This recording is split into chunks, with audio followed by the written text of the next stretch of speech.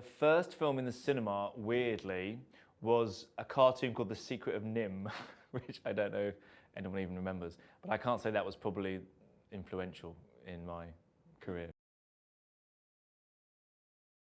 There's certainly some that I remember just like, watching over and over again. I was like pretty much obsessed by Watership Down when I was a kid, and that's such a strange film to watch as an adult. You watch it now and it's like so dark and dealing with like death and like identity and all these strange things with rabbits running around.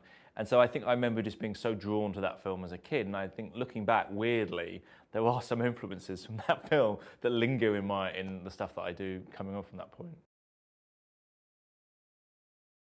I didn't, go to like art house cinemas as a kid. So it was the normal stuff. I grew up in the 80s, so it was like E.T. and Raiders of the Lost Ark and all of those like very like big commercial like films. And then I suppose as I got older, it was when I was a late teenager, I started watching different like kind of, different cinema.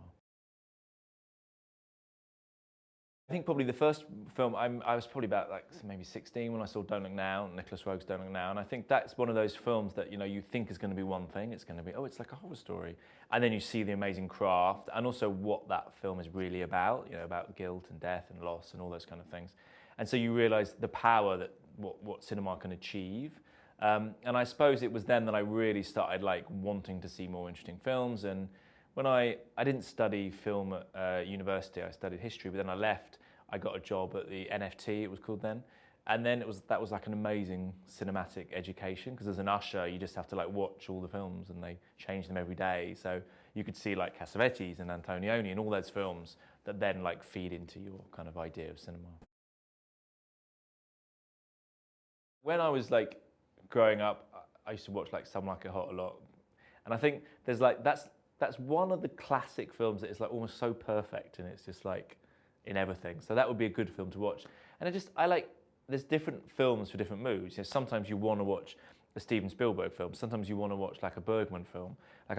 Or you want to go and see like Independence Day in the cinema. It's like there are different films that work for different moods. And I like kind of pretty much almost every genre and every type of film. Any film by Roland Emmerich. Love like Day After Tomorrow, and anything where something is destroyed, I love those films. I don't know what else they could destroy. I mean, after 2012, he's destroyed every single part of the world, so I don't know what there is left to destroy. There's a lot of like independent American filmmakers, Kelly Reichardt.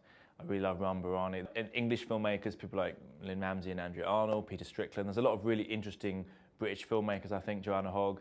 I don't really know any of them, to be honest. I think it's weird because I've been in America quite a lot. It's like I've never felt like I've been really part of the British filmmaking scene, really. Maybe it's the way I kind of came into it weirdly or something.